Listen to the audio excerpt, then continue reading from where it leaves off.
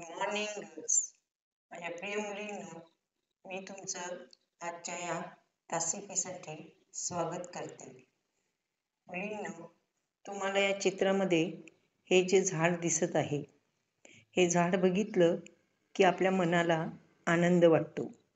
हे हिरवगार झाड आणि त्यावरची ती फळं, हे सर्व आपल्याला खूप चांगलं वाटतं.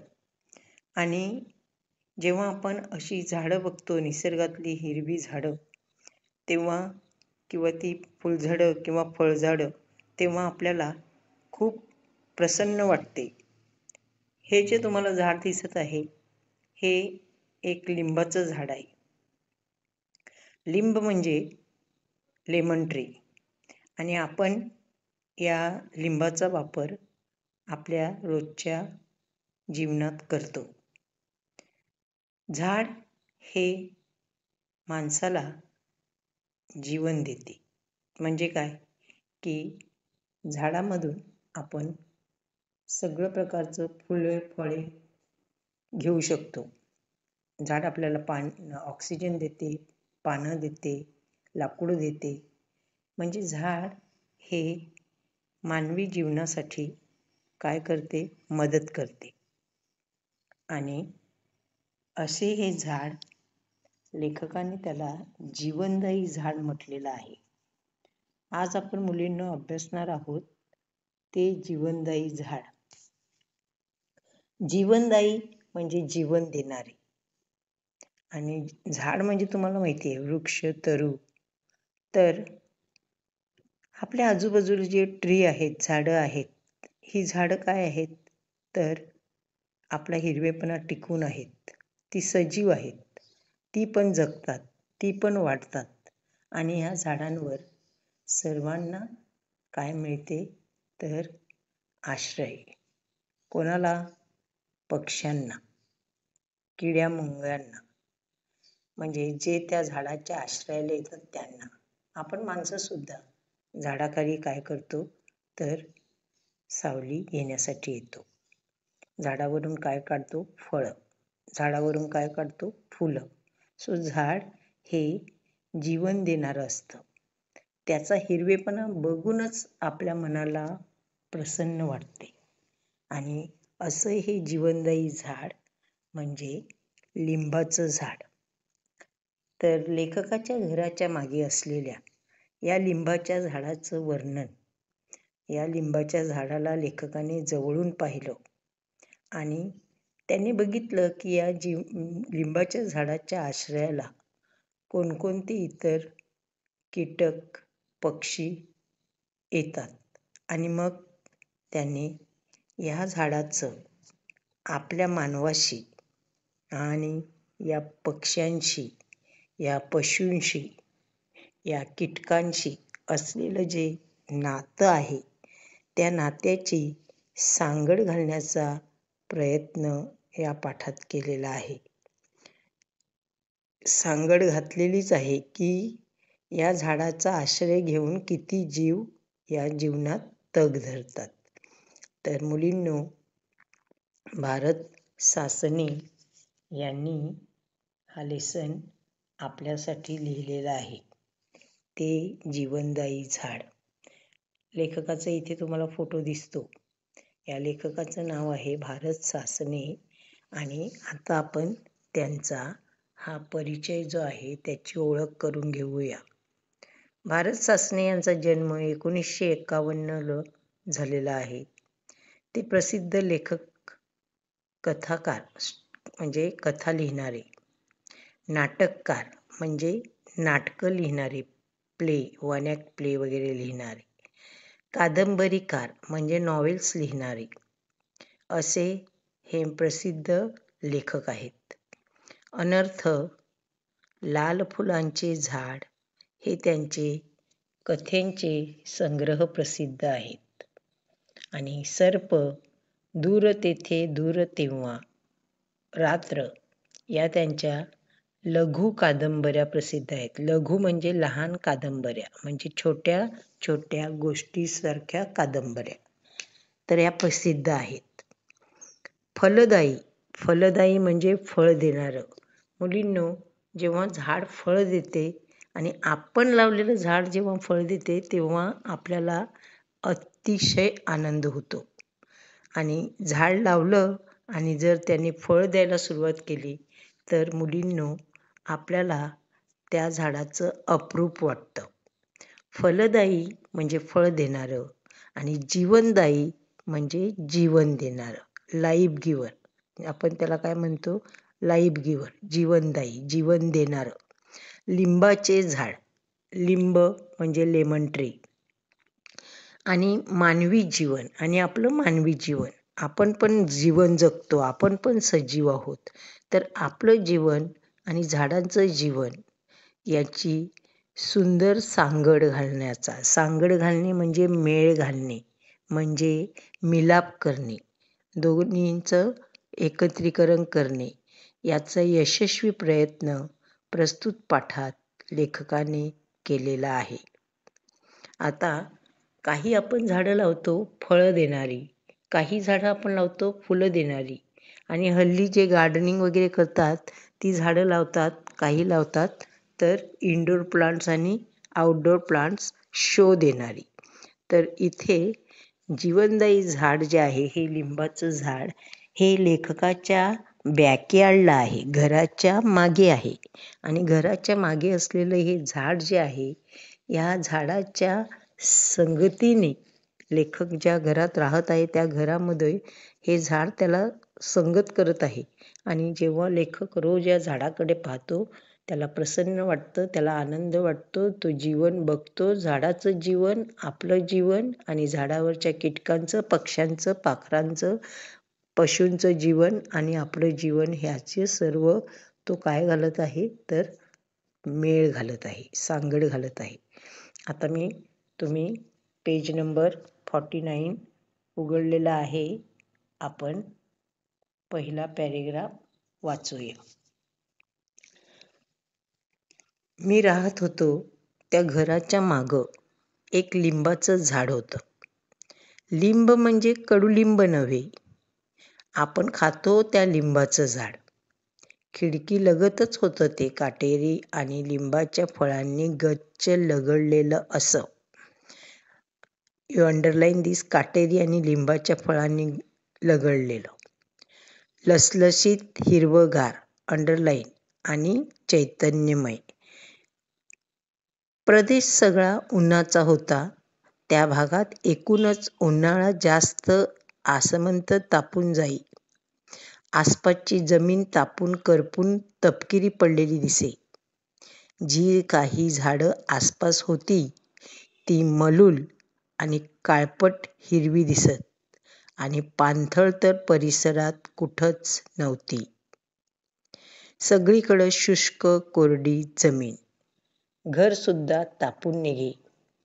या सगळ्या पार्श्वभूमीवर ते झाड म्हणजे विलक्षण, जीवनमय आणि जीवनदायी वाटे. बघा मुलींनो, तुम्हाला चित्रामध्ये दिसत आहे हे लिंबाचं झाड.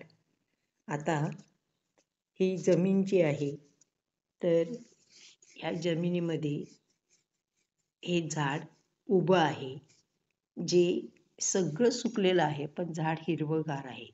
आणि हे झाड काय करत आहे तर आजूबाजूला सगळ्यांना हिरवेपणा दाखवत आहे, सुंदरता दाखवत आहे.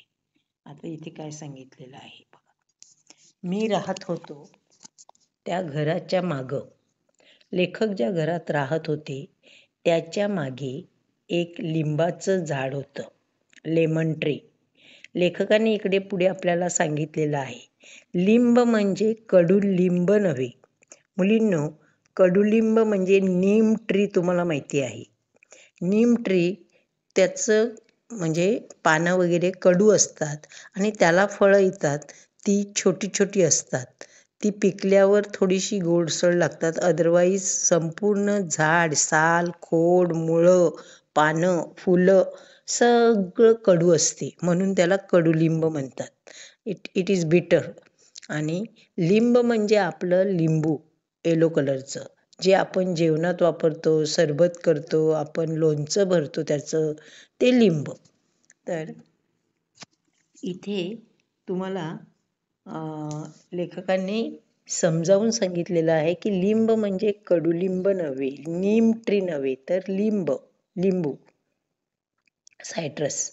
तर आपण खातो त्या लिंबाचं झाड. लेखकाने काय सांगितलं, जे लिंबू आपण खातो, मग त्याचं सरबत पितो किंवा आपण त्याचं लोणचं बनवून खातो किंवा आपण ते जेवणात वापरतो, तर ते लिंब, ते झाड लेखकाच्या घराच्या मागे बॅकयार्डला होतं. खिडकीलगतच होतं ते. हे झाड कुठे होतं, तर लेखकाच्या घराच्या मागून, म्हणजे किचनमधली मागची जी खिडकी आहे, एक वचन खिडकी, अनेक वचन खिडक्या, तर खिडकी लगतच, लगत म्हणजे बाजूला, हे बघा घराच्या मागे असं भिंतीला लागून, खिडकीला लागून, खिडकीतनं दिसत होतं. लगतच म्हणजे खिडकीच्या जवळच होतं ते. आता या लिंबाच्या झाडाची मुलींनो 4 वैशिष्ट्ये जे इथे आहेत, तर तुम्हाला ते तुमच्या कृतीपत्रिकेमध्ये लिहायचे. तर काय आहे ते? काटेरी. बघा लिंबाचं झाड कसं होतं, काटेरी. मुलींनो लिंबाच्या झाडाला फार काटे असतात, तर ते काटेरी.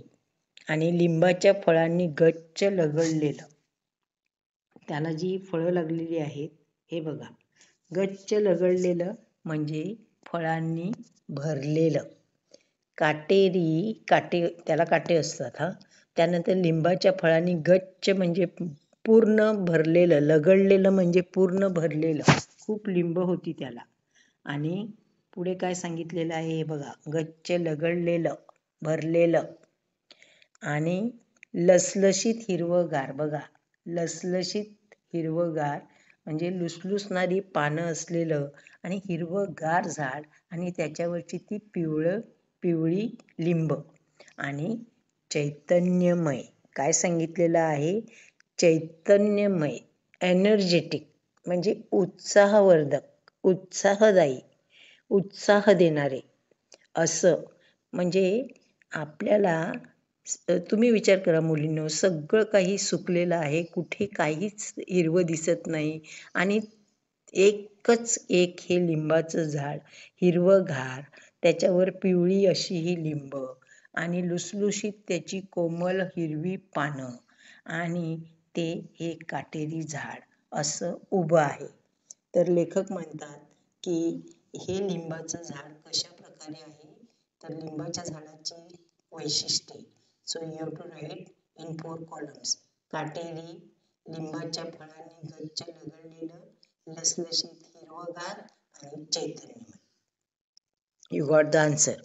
नाव, प्रदेश सगळा उन्हाचा होता. लेखक म्हणतो, ज्या प्रदेशात मी राहत होतो, जिथे माझं ते घर होतं, तिथे उन्हाळा कडक होता. प्रदेश म्हणजे प्रांत, म्हणजे एरिया, सगळी उन्हाची होती, हीट होती तिकडे. आणि समर सीझन तर त्या भागात एकूणच उन्हाळा जास्त आसमंत तापून जाई. ज्या भागात लेखक राहत होता तिथे लेखक म्हणतात उन्हाळा एवढा जास्त होता की सगळं आसमंत म्हणजे लिहा वातावरण, सगळं ॲटमॉस्फिअर कसं होतं, तर त्याच्यामध्ये हीट होती, तापून जाई संपूर्णपणे, सगळीकडे हीट. आपण मे महिन्यामध्ये कशी अनुभवतो ना, ती अशी हीट. आणि ऊन म्हणजे आपण एकदा मार्च संपला, मार्च, एप्रिल आणि मे ह्या 3 महिन्यामध्ये एवढं आपल्याला गरम व्हायला लागतं, एवढे ऊन तापतं की आपल्याला फॅनशिवाय करमत नाही. तसा इथे उन्हाळा जास्त होता. आसपासची जमीन तापून करपून तपकिरी पडलेली दिसे. आता ही इथे आता तुम्हाला हे ग्रीन दिसतं, पण इथे तुम्ही जर बघितलं तर ही जमीन सगळी काळी काळी दिसते, दुसरं काही नाही. तसं इथे हे लिंबाचं झाड भिंतीला लागून आहे, आणि इथे ही काळी काळी जमीन आहे.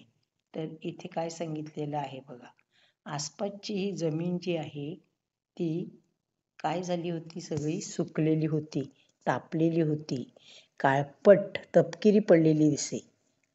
म्हणजे मातीच्या रंगाची, तापून म्हणजे हीटने सगळी काळी पडलेली दिसे. जी काही झाडं आसपास होती ती मलूल आणि काळपट दिसत होती, हिरवी दिसत होती. काय सांगितलेलं आहे बघा, आजूबाजूला जी काही झाडं होती ती झाडं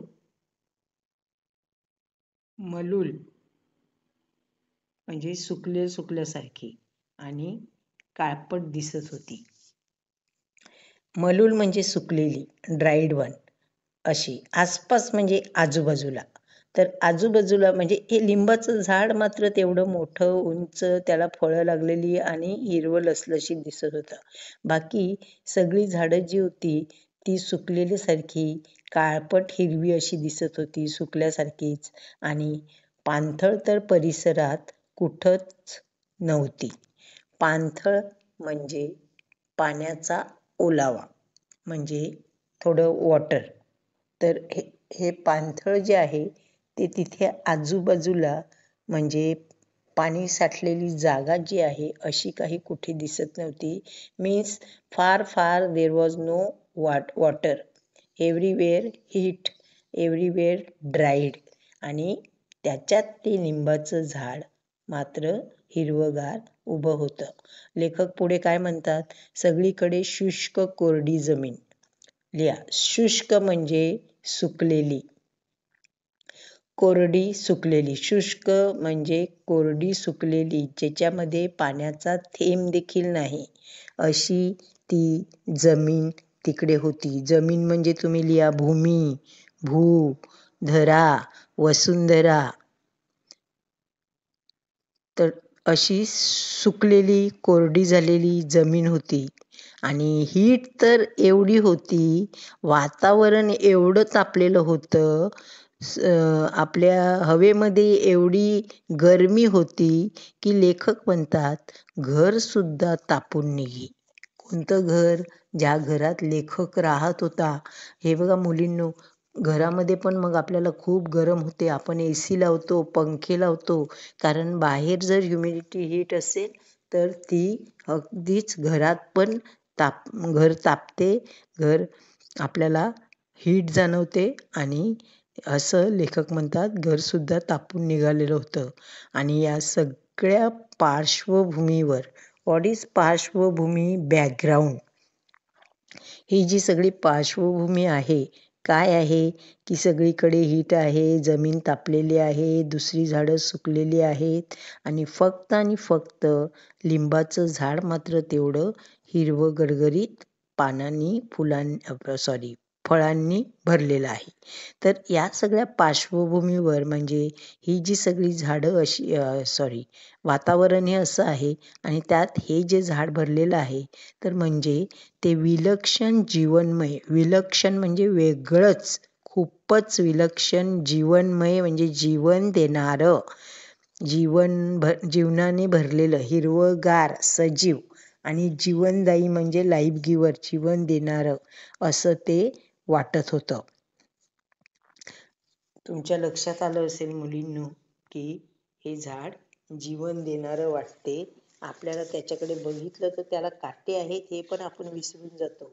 आपल्याला फक्त ती लिंब दिसतात आणि हिरव्या झाडावरती पिवळी लिंब, आणि तसं हे झाड.